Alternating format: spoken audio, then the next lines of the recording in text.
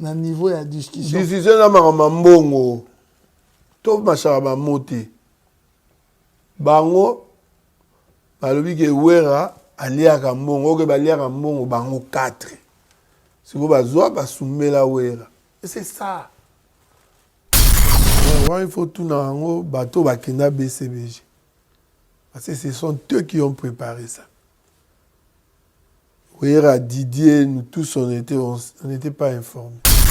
Nous on a été en Tarabinobi. Vous avez un gras. Car il y a un gras Blaise Boula. Il y a déjà plein. Blaise Boula Témi. Banane un gras. Réunion Coupans. Réunion Silica. Ok, on a un plan là-bas. On a M. Simon. Il faut pas qu'il y ait des potos.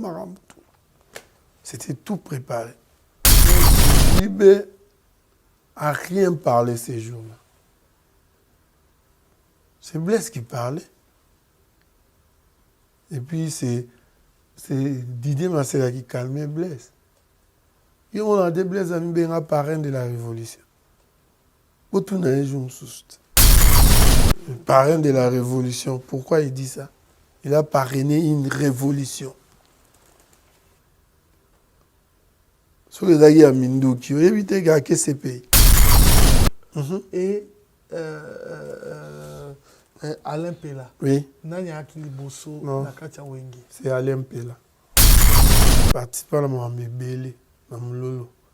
Mais Marie-Paul a quitté. Marie-Paul a égoïa après Alain Pela. C'est ça. C'est là qu'il y a matérisme. À l'époque, il y a un vieux bac in des poteaux, il y a une vitesse. C'est là au parquet. Tout ça. À cause de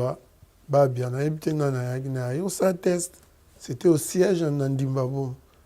Moi-même, j'étais là. Il chantait très bien. On a compris dans la terre. On a compris dans la terre. Il y a un retard à la rabo, il y a un psibinopé. Ce que tu es vivant. Côté, on a un phénomène. Où est la spécialité pour tester les musiciens? Oui. Très proche de Moukoul. Trading. Tout ça, il y a ça que l'on aime MCT. Moukoulou Corporation Trading. Société nationale. J'étais proche. Moi, j'entrais même dans sa chambre. Avec Singapour. Ce qui est problème, pour que tu forme, tout. Mais ce sont des vrais amis. Mais tout le temps, un comportement. Parce que tant de Kabouana, Ouera me disait toujours qu'il sera toujours bon à JB. Parce que jamais, avec JB, tout le monde avait interviewé. Grand chanteur. Il y a des gens qui toujours proche. À travailler là-bas, JB. Mais comment ça se fait que presque ces gens-là est belé? Bagenda quartier là, Yéna Willy Boula, le grand chanteur. Casté, pour oui. Willy Boula, ça va, je ne peux pas citer. Il y a une administration dans le groupe. Et je bois un quitté. Pas de Didier. Il y a aucun néo. Mais il y a un la mouna makamwana, il y a des fondateurs, il faut tout bien ouvrir. On peut dire aussi que c'est un fondateur. Il était dans Wenge. Moi, je me rappelle que les Wenge Kabouani. Faire avant, il n'y a pas Ouera. Les cas qui ne connaissent pas Blaise, on va répéter. Mais Bengani, il n'y a pas Ouera. Si on quitte le podium, répétition, concert ici, il va quitter on va pas dire. Moi, j'étais témoin. Baron 4 ballon bon transport ba musicien baron 4 administratif ba pandi. Donc c'est ça on biso to souffra de you. Ba biso bo ba mambati. To souffra biso ba o to kotaka ba tinel ya bandal moyo le ka baba munene te ba to. On espère bien. Pour ebimara que Je vais été pour rien. Allez, ma cabana, na Blaise Boulande, bah, na idée, voilà. Vieux taboulé. Aïssa Ouera. Réunion Boy. On te demande yaki. Makaba yaki. Boy. Aïssa Ouera. Na histoire à musique.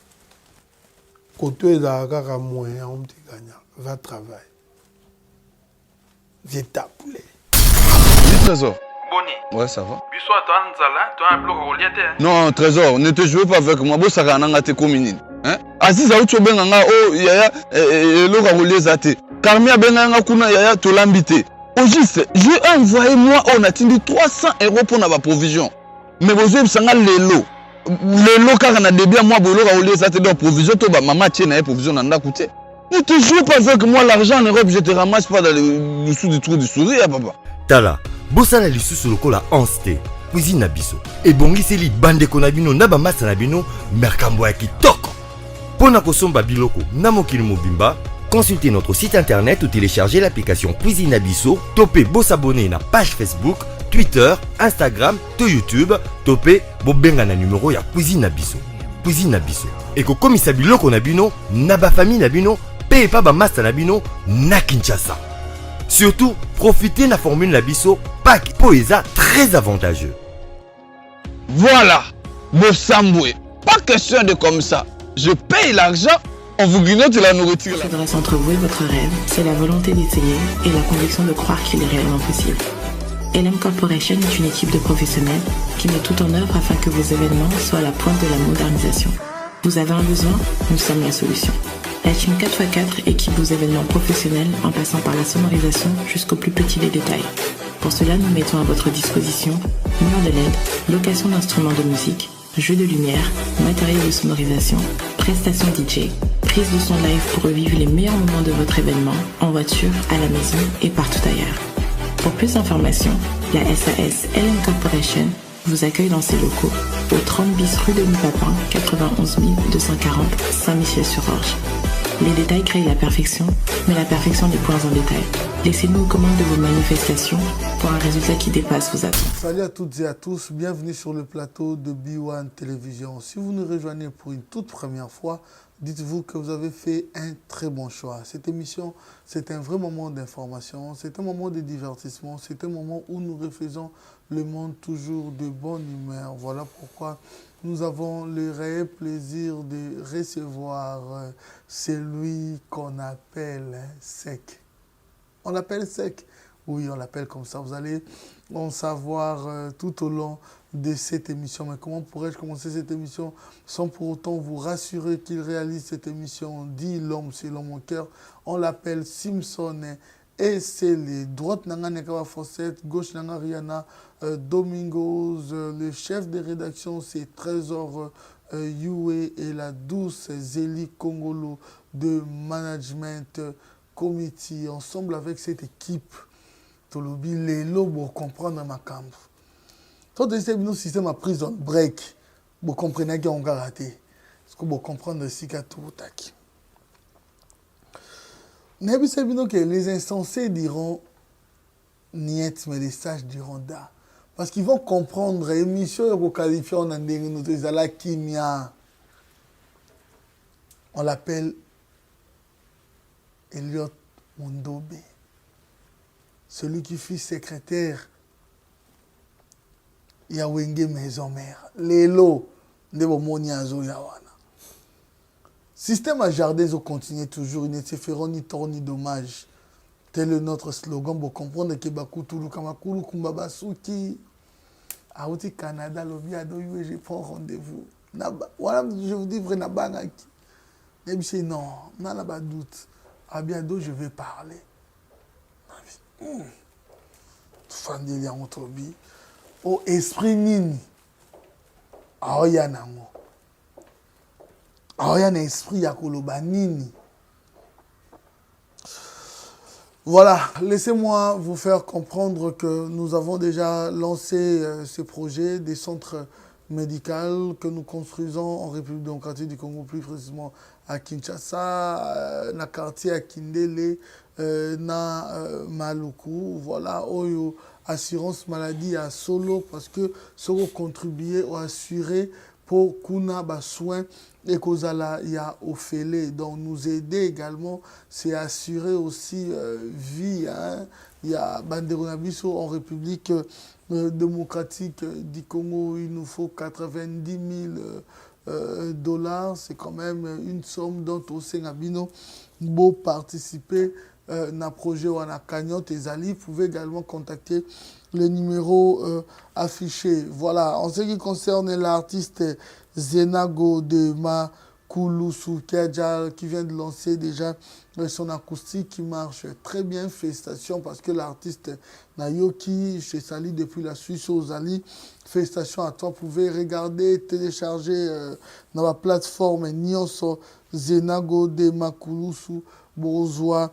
Yango, laissez-moi vous faire comprendre après l'annulation. Il y a concert, il y a Weranson, c'est maintenant le concert de Ferregola, Oeza annulé. Mais l'artiste Félix Oazé, quoi, son producteur, la maison de production WS, va faire comprendre Bissot que le concert de Félix Oazé, quoi, n'est pas annulé, mais ESA reporté. Voilà, l'artiste Kofi Olomide confirme son concert à Paris, La Défense, qui surnomme le concert de sa vie, le 27 novembre de cette année. L'artiste confirme son concert. Pour le moment, le concert est confirmé. Vous pouvez toujours vous procurer vos billets. Et voilà, je me suis décidé aussi, l'artiste Nabisoyo, Bakenda, Nasela, Bango promotion. Parce que quand ils étaient avec nous, on a profité. Les artistes, vous allez les barbos en abino. Mais ado, à parce que l'émission est collate le Niamoutouté. Laissez-moi vous faire comprendre que notre père de Papa Wemba, vous pouvez télécharger dans ma plateforme Nyonso, cet album vraiment très bien. Mikolo, nous attend. Yakoyo Kango également, allez vous abonner sur le YouTube Papa Wemba officiel pour écouter de très belles chansons, regarder ces clips, cet artiste qui ne meurt pas parce que Papa Wemba est toujours parmi nous à travers ses mélodies. Boyoka notre père, Boyoka Yango, Ana Boyoka, Boyoka maître d'école, je m'excuse aussi pour l'absus, Boyoka maître d'école, Boyoka maître d'école, pour comprendre le via Kendai Nango, Maël et Ninazaï Nango, davantage dans maître d'école. Et Zawana disponible, nous devons toujours encourager nos artistes parce qu'ils ont une famille, Nabato, dépendre toujours Naba, œuvre Nabango. C'est en ce moment qui toujours continuer assister artistes Nabiso, soutenir Bango. De ce côté, on peut dire que Papa Wemba repose en paix. Voilà, comme je l'ai annoncé, on l'appelle Elliot Mondo B. Hein, c'est l'invité de ce soir. Il est là parmi nous. Sec. Oui, Adoyou. Mes yeux t'ont vu. Oui, je suis là. Kola Bateli, Mati Pepoti, Okomia Wana Paris. Oui, oui. Mais au tala surtout Bana. Bana va rebeller. Sec. Oui, papa. Kombo bande rebelle va bien ko bongo ba mesana nango sec.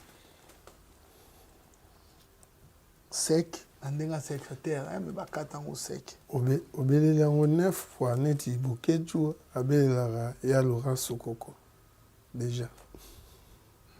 Parce que attribution wana ya onde za makambo na kati ya émission. Na obele lobo epo oyo kanga mawa. Oyo kape biso mawa. Mawa na nini? Eza tango ya lisano tolekisaki. Eza li passé na biso, eza histoire ya vie.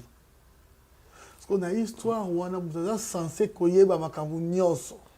Koleka ba musicien. Koleka ba chanteur. Ezaï, koleka ba danseuse. Ezaïo.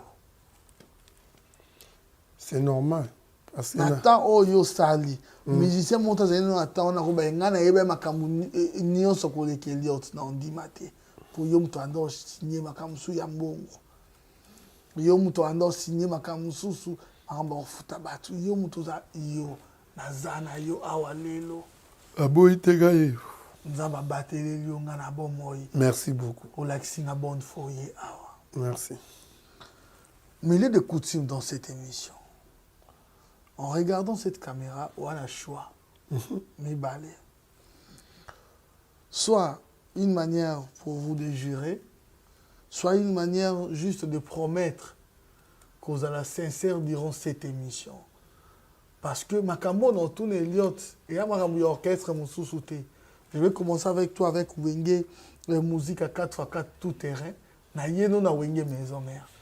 Na osola no mama Wenge BCBGT pour yokuno zala kité. En regardant cette caméra, ce qu'on promettre biso, cause à la sincère. Bon. On va sincère parce que c'est une histoire à vie. Alors en anglais, history no change. Donc, histoire, on a bêta histoire, on a viva quoi. C'est ça. Voilà, ton histoire dans Wenge, musique à 4x4 tout terrain, parce que ça semble compliqué, hein, pendant que les rédactions, les bandes préparées, et Michel Zagui na débat, non, il faut le bédéka na maison mère, na Wenge, azalaki na mutute, Zagui na mutumoka alandara boye, mutumoboye, soyi bakanga ba photo, ayakanga ba photo, il faut parler de lui dans Wenge, maison mère. Est-ce qu'on peut parler de ton histoire dans Wenge musique à 4x4 tout terrain? Oui, pourquoi pas? Parce que je suis natif de Ndimbabo. Pourquoi? Moi, je suis Ndimbabo, mais azangi histoire ya Kacha Wenge. Je suis natif. Bon, ngailo na obetaka lisolo ado. Ok. Comme tu as dit, moi j'étais dans Sisi Betide Nanga. Bon, dans un étudiant à ISTA. Je n'ai pas eu le temps de terminer ça. Vie et comme dire, je me suis lancé dans la photographie. Arrivé un jour, quand on a quartier, on a Ndimbabo, ma JB, piano, souverain, je le salue en passant. Avec Ozwangai, en tant que photographe, avec Nukanga, les Kinae, à moi, c'est autre que chaque mois, ma photo. Maxisi, Kokangaye, moi, wana, premier, à Epsinga, non, vie est passée. Moi, à l'époque, mon vrai nom, c'est Willy. Alors, et comme Elliot, c'est mon grand frère, Moutapsenga Komboya. Elliot, parce qu'il avait un acteur du cinéma, John Wayne, de son vrai nom, William Elliot. Alors, grand nanga, ah, petit nanga, yo, zaganga film, à Kolenga Kombe Elliot. Mais, je dis, bah, il y a vieux Willy. Aïsinga samedi, Tobe, Tana Olympia, bah, où il y a aucun photo. C'est ça mon début. Je crois dans les années 84 ou 85. C'est ça mon début dans Wenge. Si on a une photo, les gens venaient à la maison retirer les photos. J'étais le seul photographe. D'ailleurs, Blaise Boula, Absenga comme Elliot Bambong. Parce que quand on a aucun photo, on peut s'en rendre poche et tonda, Elliot Bambong. Donc, c'est ça, début dans la Wenge. Début dans tant que photographe. Il est arrivé un temps, il faut créer et le mot Ekiri Wenge, non fan club. Il y a Wenge musique, tout comme un produit, bisomo fan club, tout Betsara Wenge. J'étais là, il y avait José Sosongo, il y avait Jonas Mbese. Tu vois qu'il y a à peu près 10 comme ça, les autres n'ont pas Sanabakombo. Massamo, Bopanze. Donc, toi qui un peu beaucoup comme ça, tout ça, les Kiri Wenge. Napolé chat. Donc, tout ça, les Kiri Wenge, tout ça, produit un jour Wenge na vis-à-vis. C'est ça. Tout le monde membre par entière de Wenge. Et arrivé à orchestre eko progresser ba eko produire ba mulolo mutaye ko kota makamwana vieux moyaki vieux mavo après le vieux est parti le groupe est resté na gérance il y a vraiment 4 administrateurs moi je faisais que côté ka ba ticket na porte ya une musique à 4 fois BCBG tout est c'est ça mon rôle on a ça là makati ya une musique masuka wana. Voilà, awa ezanga plus sur la question mosusu na poser comme étant que témoin parce que tant à la maison mais on est dans poser la question sur le rôle administrateur mais la question mosusu na ko épargner yo par exemple à l'époque administrateur il y a Wenge zaki nani secrétaire qu'est-ce qui solo quel voilà parce que là tout ça les Kiri Wenge OK mais c'est biso qui ça cotate atikala secrétaire on va bandi ko organiser groupe. C'était comme ça. Jusqu'à nos jours, il est toujours avec oui, JB dans Wenge, BCBG. Donc, il y a d'autres questions appropriées. On a autour naïe. Mais il y a une question est-ce qu'on est dans la maison mère. Oui, oui. On sait un peu de la part de choses. Certes, qu'on a un yebi, mais peut-être qu'on a une attribution à Nati. Oui, oui. Voilà. Déjà, Koloba, naïbi, mais dans l'ingara, au salle logo pour na monara moi débat entre Marie-Paul et Alain Pela. Oui. Nani akili bosso na kati ya Wenge. C'est Alain Pela. C'est Alain Pela. Alain Pela a participé. Bon, on a habité, il faut que disque à Moulolo bien, peut-être à Yemba, mais a participé. A participé à mon bébé, à Moulolo. Mais Marie-Paul a quitté. Marie-Paul a égoïa. Après Alain Pela. C'est ça. C'est vrai. Il revendique souvent avoir apporté déjà des chansons à Batan. Nani? Alain Pela. Bon, peut-être. Hein? Peut-être. On a eu il faut tout naïf bien. Bien attendre. Oui, il en a déjà dit. Il en a déjà dit. Nikide et tant d'autres. C'est bon. Ce qui a contribué à Yana Nikide, c'est mieux. Et Simba, c'est un bon compositeur, c'est tout. Même si Nikide, on a de favoriser à Kota. À Wenge. Ce n'est pas un problème. Moi, je ne trouve pas que c'est un problème. Peut-être qu'il est un bon parolier. Aïna Banzembo. Dans témoignage, non, sur ça, on ne dit pas que c'est un problème. Non. Sur Ayana, c'est bon. Mais moi, je n'ai pas de preuve. Là, il faut demander à Ouera. Parce que Yende Kolonzembo Nikide. Mais peut-être que c'est son oncle Koumen qui a composé ça. On se y a lobby entre oncle et un enfant. Tant mieux. À ce moment, Rosa, déjà, na Ekiri, il y a fan club, Toza toujours photographe. L'Erwana, oui. J'ai combiné tous les deux. Hein.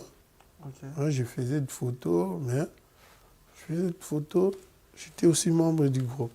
Okay. Moi, j'étais un photographe professionnel. D'ailleurs, en passant, j'ai travaillé dans la revue L'As des As. Aujourd'hui, c'est le journal Forum des As. Ce sont mes photos. Mon Niarkos na Porsche, c'est moi qui ai fait. Route, comme ça. Et là, c'est l'art. C'est bon. Être photographe. Photographe, non. Ça paye. Beaucoup de photos, archives, on peut pas million. Donc, c'est un bon boulot. Donc, j'ai combiné tous les deux. Il y a des milliers d'années. Et orchestre à quartier. La botamine en Zimbabwe. Tilelo, nous avons fait en Zimbabwe. Tu peux nous raconter sur l'arrestation? Il y a quelques administrateurs ou il y a administrateurs à l'époque? Groupe. Bon, pourquoi? Groupe après Moulolo. La commune à Boulba qui est poto. Mais tu vois, l'album Moulolo était local. Tu comprends? Les gens vieux qui est poto. On avait un vieux Deboli Fatak. Il s'est lancé comme producteur. À l'époque, passeport ezalaki visé ekoza elongi no batu batie elongi nanga. On a essayé d'envoyer 2 musiciens déjà. Rikoko na Pipo azaki Doumer. Pipo la musique. Bango baleki. Okay. Deuxième groupe eza JB, Ale Makaba, Wera.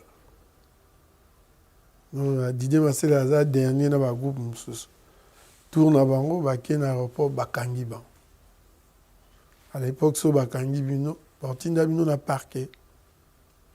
Tindi bango na parquet, baomi na parquet, banga écoute batinda bango na makala. Mais via intervention, baye otika bango. Donc c'est ça. Et moi mon jiba ça la chanson qui n'est bougé. Petit qui bango lelo to programmer concert mo na moto bon ça plein. Déjà dès babimi on bando répéter la chanson qui n'est bougé. Ba bêta on peut le même jour. Donc c'est ça la réalité. Et là il y a amateurisme. À l'époque, ba iga ba envier ba kende poto, ba na vitesse. Donc c'est ça la réalité. Pourquoi qui n'est bougé? Olanda nzembo komona ya solo qui n'est bougé. Ba jeune obokoyo kanasa. Aningisi kin pour bakangaki bango, ba batinda bango na prison. Vous comprenez? Et on bougaki kin. Les gens étaient là au parquet. Bautane jiba ok boloko, wera ok boloko. Tout ça. Ale makaba ok boloko. C'est ça. Réalité à moi. C'est ça. Il y a un salon moi qui n'est bougé. Est-ce vrai que, paix à son âme, hein, Babiandonga Choko, à sala passage na wenge ou ayaka kosala test na wenge? Oui, c'est vrai. Parce qu'à l'époque, la chanson a ouïra Kala Ibouing. Agenda poto basala on le bazong Amanda chante était malade. Oui, quand Obama Manda a quitté le groupe. Maintenant, il faut chercher quelqu'un pour remplacer parce que Manda. Il chantait bien. Ngongo Wana. Bon. À cause de Babia, on s'en test. C'était au siège en Nandimbabo. Moi-même, j'étais là. Il chantait très bien. Très bien. Mais Nasuka, parce que c'était des complices. A bien dit JBP, c'est un bon mais c'est tout cas. Si Babia pas bimi, lobby après demain, tu as commis un quartier là. Parce que Zaïka Randimbaboma, quartier là, c'est Lubumbashi et pas Kofi. C'est ça. Bon, Koye, non. Bon, on a compris dans la terre. On a compris dans la terre. Il y a un retard à la rabo, il y a un psibinopé. Ce que tu es vivant. Côté, on a un phénomène. Où est la spécialité pour tester les musiciens? Il sait comment voir. Côté, on a ADT. Mais bizarre, hein, de par ton histoire, pourquoi on a vu bizarre? On peut comprendre que tu étais Landé Wenge Zalaki, tu étais proche des JB Kawira. Oui, très proche de Moukoul. Trading. Tout ça, il y a ça que l'on aime MCT. Moukoulou Corporation Trading. Société naï. Car on est à jouer à photo, à l'église, on a Boutou. À Boutou, avec une carne, il y a un jeep, il y a un pas la personne à parler, mais il y a une campagne à Bentek. Il y a une photo, mais il y a une parler. Il y a un parler. Tala biloko yango continue en chambre na ye. J'étais proche Moi, j'entrais même dans sa chambre. Avec Singapour, ce qui problème, pour ôter la forme, tout. Mais maintenant, il y avait 2 petits. Bébé Ramazan et Boris Bond. Avant, on a baron. Mais à quelques zouanga, j'étais très proche. Après, on a Zongi Pepoto, Abenga Sous. Tout ça, l'IMCT, on a. Tout ça, la réunion. Et là, il y a une entreprise. Fan club, Batunaye, Bapuyaraye, entre-temps, ils ont payé entreprise. Entreprise dans les années. Boîte de nuit. Boîte, terrasse, pharmacie, tout ça. Moi, je gérais juste les terrasses dans la pharmacie. Je prenais l'argent, je n'ai pas ma nièce. Ça, il va vendre, tout ça, il va caquer. Bon. Par après, tout ce qui s'est passé là, bon, il y a la réalité à vie, on s'est retrouvé et pas ouera. Comment vous appréciez comment en quelque sorte, on a un bawingue, d'être dans la lingala na biso, pour être direct, au sala peut pas JB. Oui. Non, ça n'est pas JB, quoi. C'était mon patron. Et il y a foutu bien, il y a qui parle de bien, mon toi. Un souci à battre. Mais, et l'autre cas, dans le monde, sur Ayoki, bon, ça colle, moi, on peut essayer à changer ça. Sur Ayoki, à boutonner. Ok. Sur Ayoki, on enseigne à vérifier. Et sur Ayoki, ok, Batouana va qui n'entourage n'a pas songi baki. Tout bon marar. On est non, il y en a pas non, mais généralement ces artistes s'entourent toujours des gens comme ça. Oui, c'est une réalité. Et puis pourquoi les artistes bazala plus de locaux, ko boutonner, bon, ko boutonner. Est-ce que ont boutonné échanger ni n'est pas mon tout. À Koufito, et là on a un peu expliquer ce genre de comportement là. Est-ce que c'est aussi une manière pour eux, moi, garde, ils se croient tellement, on expliquer biso, Yango, hein, on parle pas seulement de JB, mais de tous les artistes, c'est un comportement. Ouais, leader. Bon, après, c'est-à-dire, Babi était bien avant Emelia et Kalouji. Avant. Babi, ça atteste avant. Bon, ça, on va aller à Babi. Parce que Bango tout baya bazo luka remplacer Amanda Chante. Tous ces gens-là. Emelia, JB a tchaye nandaku, azo répété makamba ya nani, ya Amanda. Tout Kalouji pe, wera ya nae, pona bazwara voix ya Amanda. Mais pourquoi le choix d'Emelia? Je sais pas, hein. JB a préféré à Guillet. JB a préféré à Guillet. Bah, il a Guillet.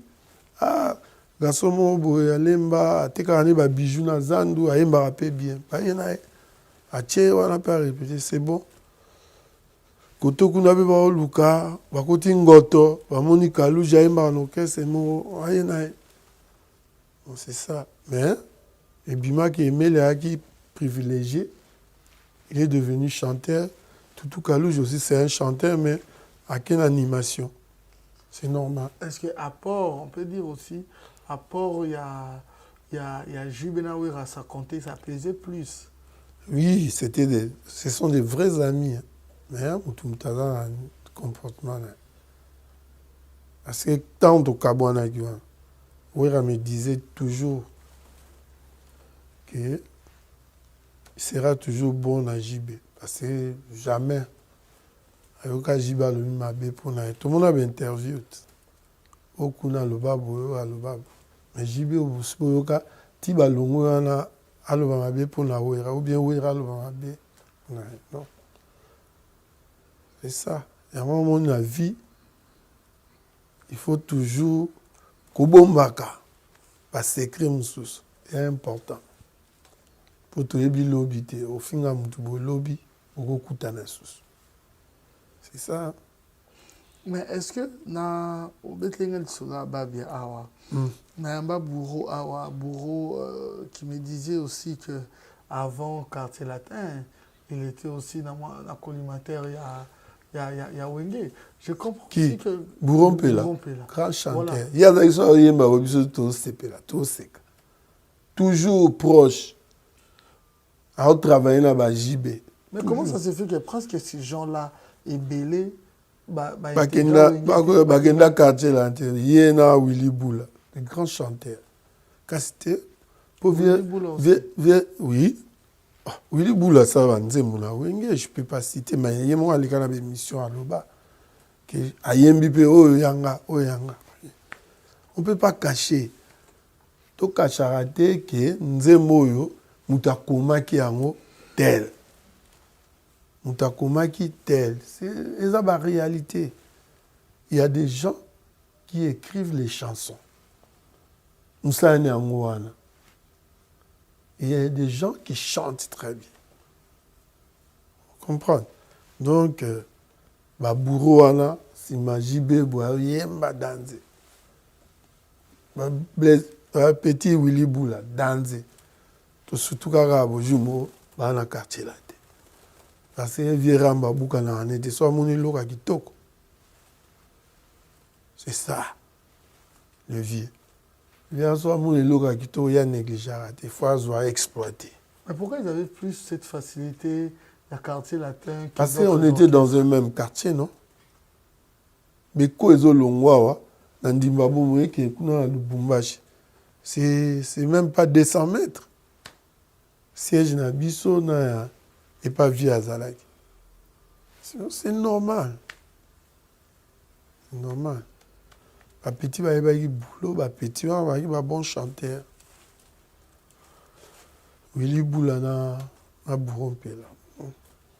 Il y a boulot.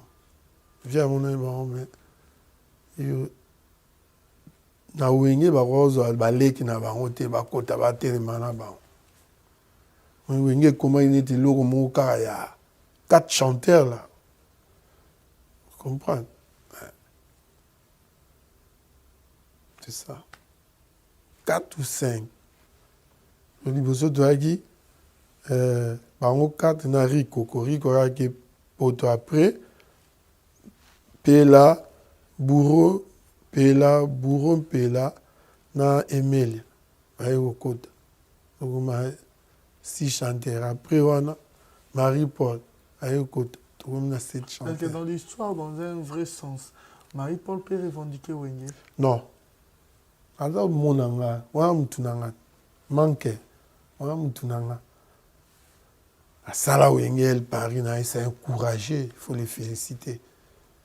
Mais je ne crois pas que Marie-Paul Assayata a 2 ans à Wenge, 4 non.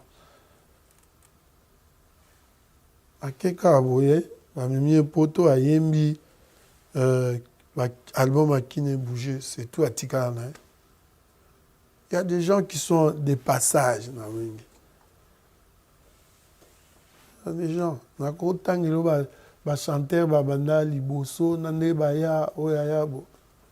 On a des gens. Les gens qui ont pris photo na Wenge à l'époque, dans Olympia Bar. Ils ont été en vacances.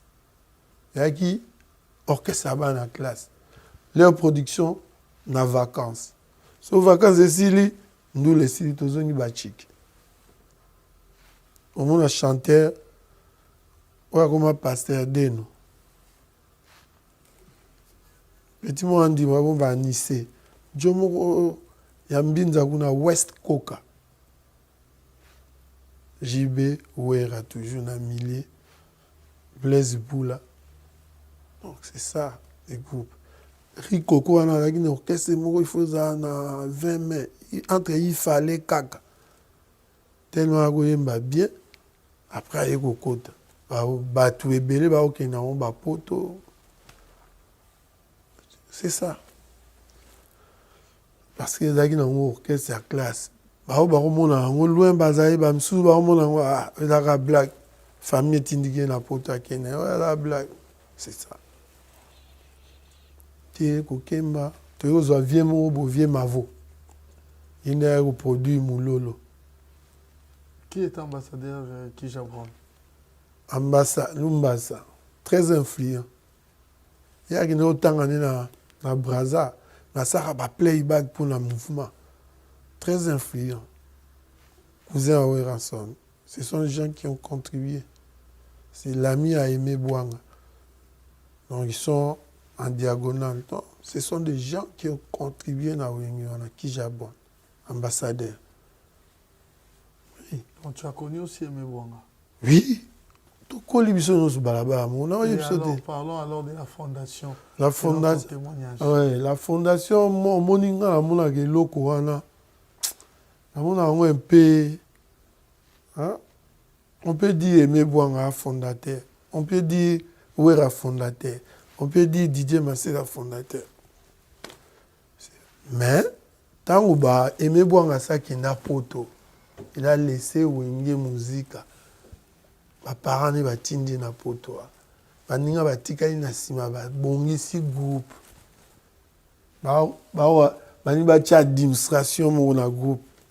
Aimé Bouanga arara kite. Bache Didier. Ya na oka nemo. Mais ngai na nena nga.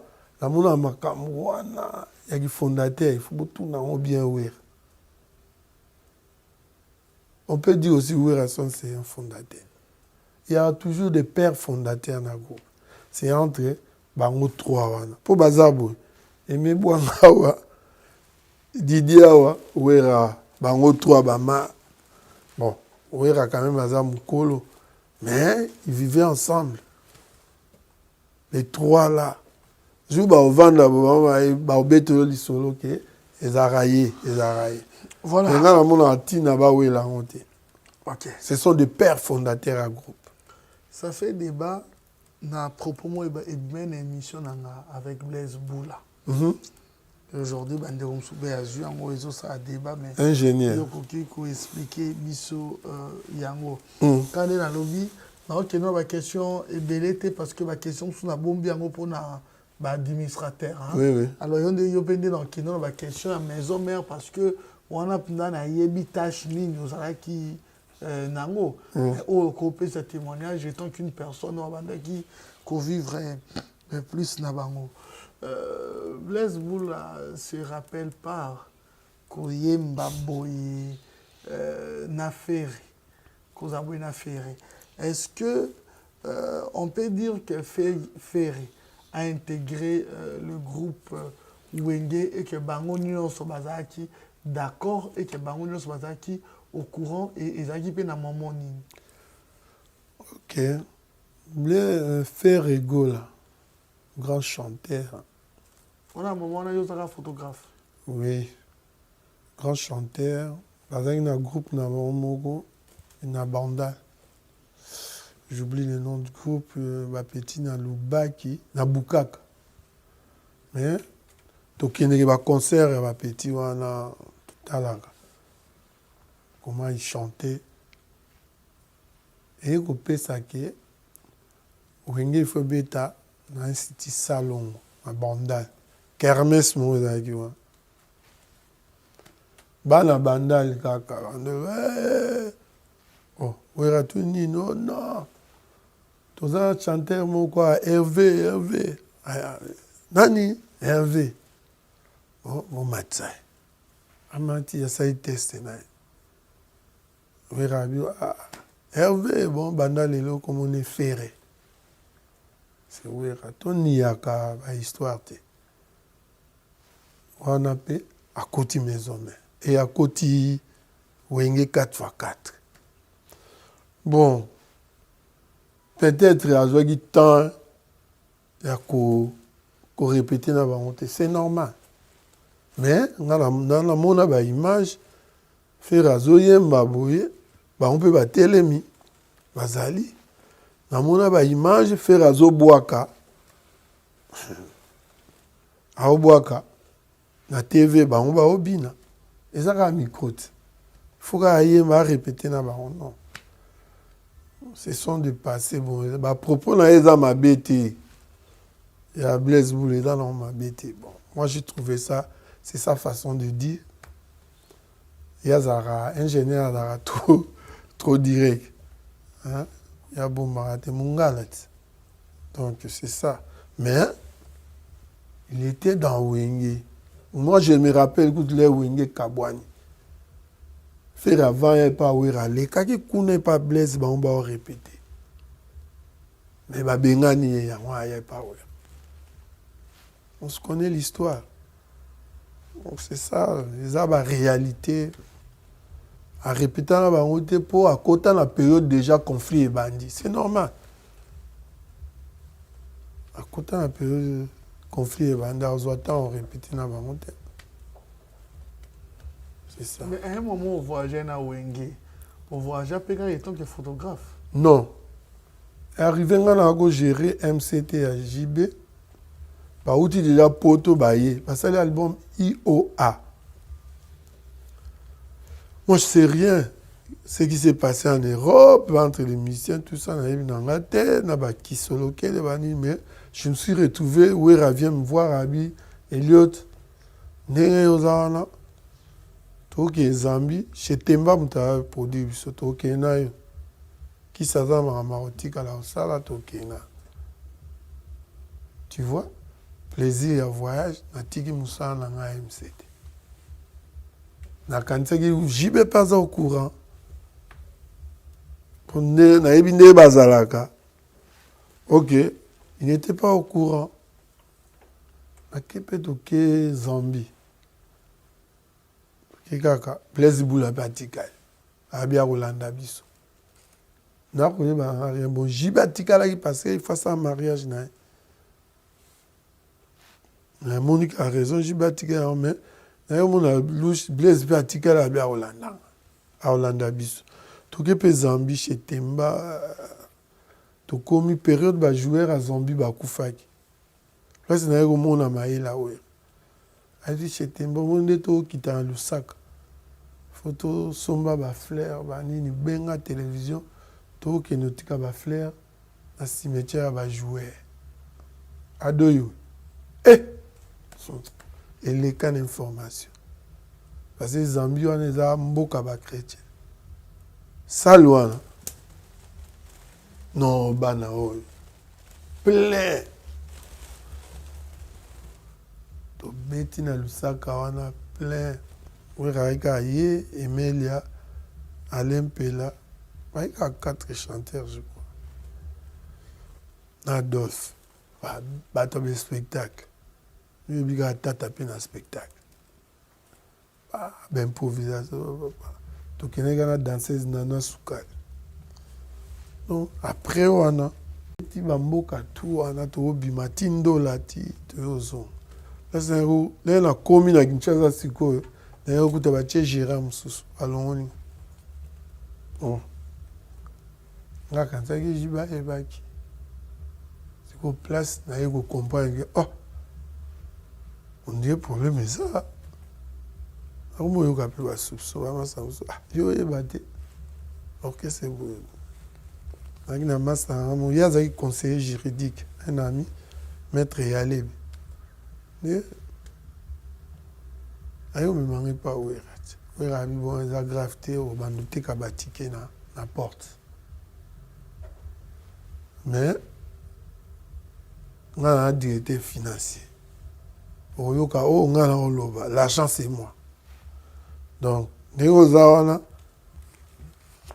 Soki, au Teki Batike, avant, vous tout partagez, bon, parce que on a dit que, si vous quittez dans podium, répétition, concert ici, il va quitter, bon, va pas dire. Moi, j'étais témoin. On 4, bon, transport, musicien, on 4 administratifs, va pas dire. Où est-ce qu'on a comme habitant? Bayet bakiti wera tikalaki oke wera otalanga attester nga na isi ba poser na nous wera ya mama na nga azi ici ba administrateur ba se place benda ba inanga ngwa OK so ba monyo diminuer ba Elliot akomozeli sabiso OK ngai la classe Natangi na Hollanda, chef Nanga ya lobby. Je dépends du directeur financier. C'est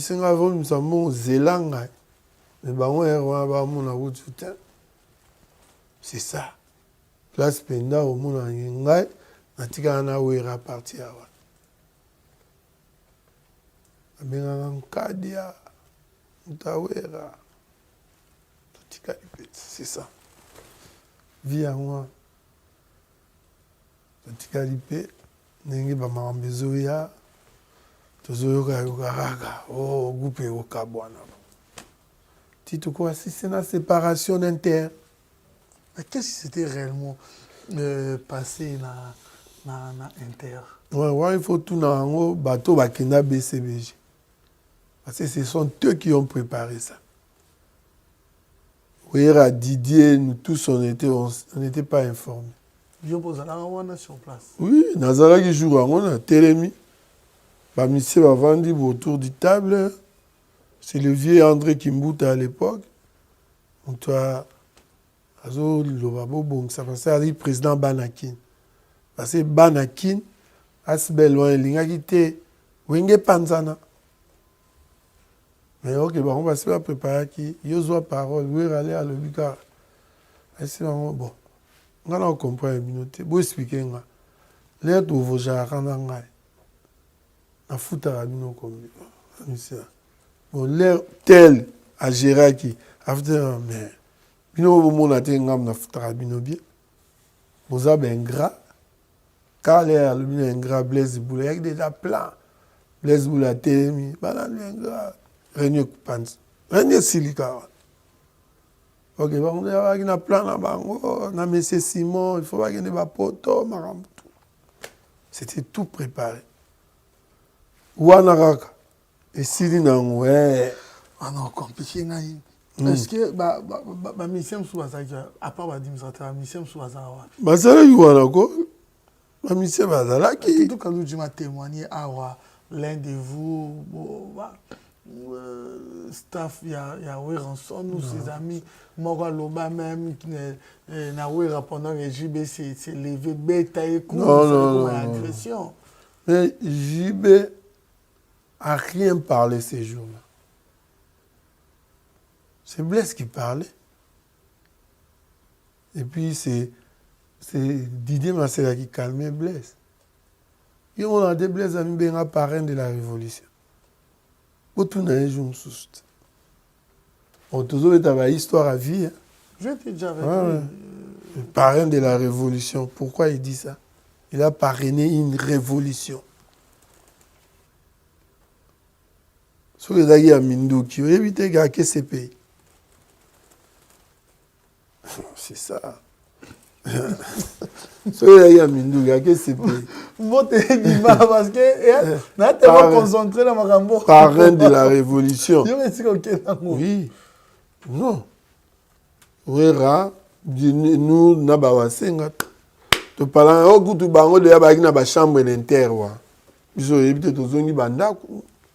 Demain. Donc, discussion, ça les gars, na niveau ya discussion. Discussion na mbongo.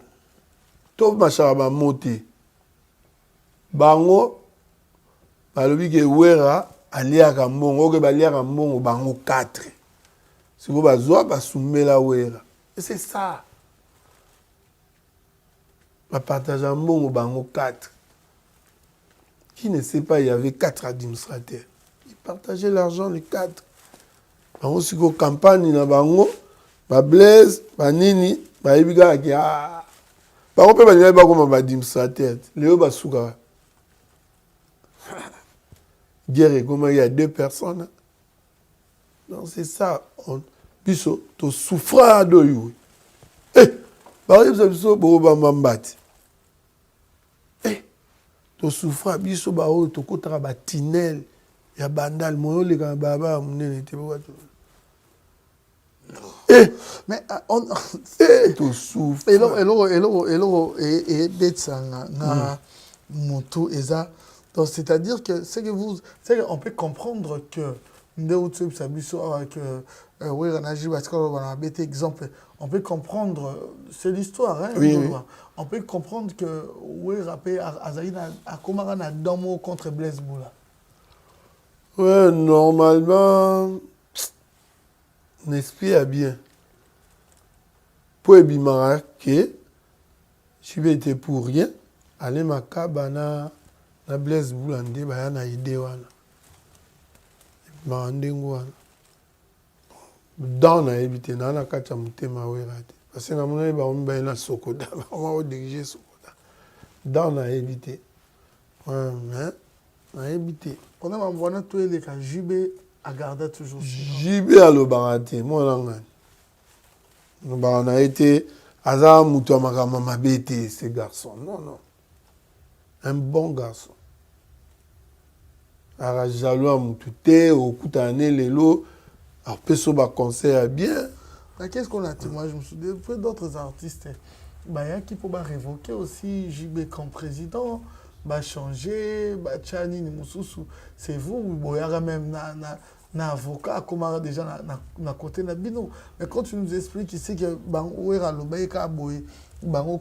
déjà quelque chose préparé, est-ce que Otigara a fait d'idée? Non, non, c'était déjà préparé.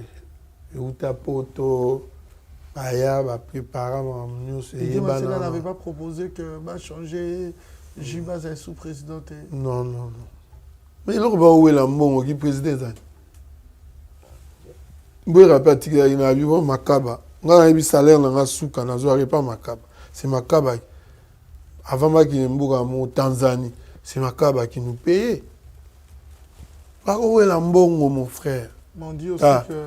Mbandze momo boye makamomi balé moma moki momi ba musicien de bazara na soki l'arte mwasi ba poste wana tikana asisa mbongo de kabola ba nakende na ngote na bani non c'est l'argent sikoyo bana bakoma na mbongo Comment est-ce que vous avez dit JB na we lelo tala randi winga avec JB na we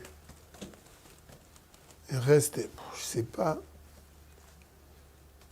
comment vous êtes sorti de là na réunion de pandémie réunion c'est pas qui déjà préparé réunion pandémie quand on bro la mission va libre que bango tout va déjà ma chambre interne voyager ça déjà prêt ma tout. Parce que signé un coup de monsieur Simon. C'est ça. Bon yo yep sanga yiki yo et qui président et là ni. On la JB président. On tout malam ndé moi.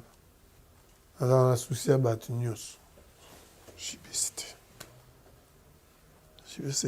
JB a président. Il y a Wenge, il y avait presque personne. Il y a déjà, tout était préparé. Mais on a souffert, on a combattu. Parce que tu combattais. Parce que, est-ce que vous comprenez que Banakin va convoquer Wenge Panzana, va convoquer tous les deux groupes, Bayate. Bisoka le bana kinbabi banda lelo to pouye vieta boulé aisa wera réunion boy on tuna banga yaki Makaba yaki boy aisa wera na histoire à musique côté da kaka moyen on te gagna va travailler vieta boulé kendi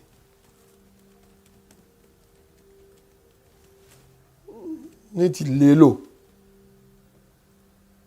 touti inter orchestre déjà pendant to kota na doute to limite que Tanzanie to kota lobi nango na vale na parler na ndima bo ka mon pepe mo yelinga na ke otala nga wer na zipe taxi ma campagne na koti avec ka juste wana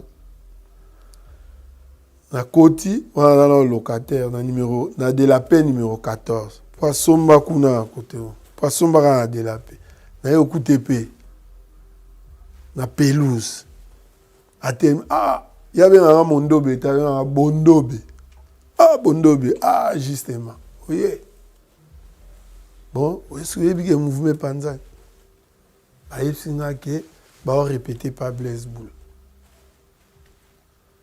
C'est là on a bien un taximan moko. Pour moyen temps avec la Mercedes 500 avec un taximan na moba. Taximan on a yeba etile le son mon vie on a yebi. Aye to koti to causer na nzela bandal. To bande pa Alimpela. Avant na bisengo to koti ko ale azate to baluki. Écoute à foyer. Oui, petit na yem da côté na mouvement.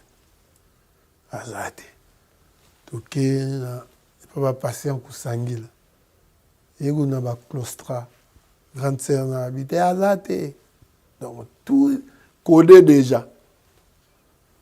Ok, ngenge petits amwanga na mona vie pauvres amwanga na kaluji ba ova na ngenge. Pas ba kaluji to ke kuna. Comme écoute dans taxi entre Makanda Sayo poto mo na taxi dindi to tindiki to ke bazate en rentrant pour ira kitanga na vie azali avec Biblos le full pour ira décider à vie Elliot to ça l'orchestre ok Sinki n'est pas ba senga ki puni papi kabemba na masa Japan. On va arriver à tuer côté kuna bia parce que bia za grafte na ba petit na côté na matin na on lobi na ton na ma campagne. OK. Toyoka bani ba mo recrutement. Toyoka wana siku. L'engagé monsieur Fanaka. Il nous suit depuis quelque part. Parce que il dira au soleil que j'étais là, je suis là. Et je serai là pour te servir. On l'appelle Miché Moulumba Mimoul. Merci infiniment à toi, Miché Moulumba. Merci infiniment à toi. Merci à Babimbi Boss Lumière de Birmingham, Lolo Joker de Mimi, Mi Lolo. Un grand merci à toi, le Play, le Multi Big Boss, Dédé Samba. Des gros bisous à toi, celle qui est belle, elle a l'argent, Azapembe. BM Bernadette Masengu, la joie Amado Pichuna, la grande dame. Un grand merci à toi. Merci au boss Djonga Okula. On n'a qu'à dire ces noms pour avoir le code de ces beaux pays. La République démocratique du Congo 00243 Willy Moucheni. Merci à toi, le miraculé Ouadon Fumu. Merci au boss Carlos Osvaldo.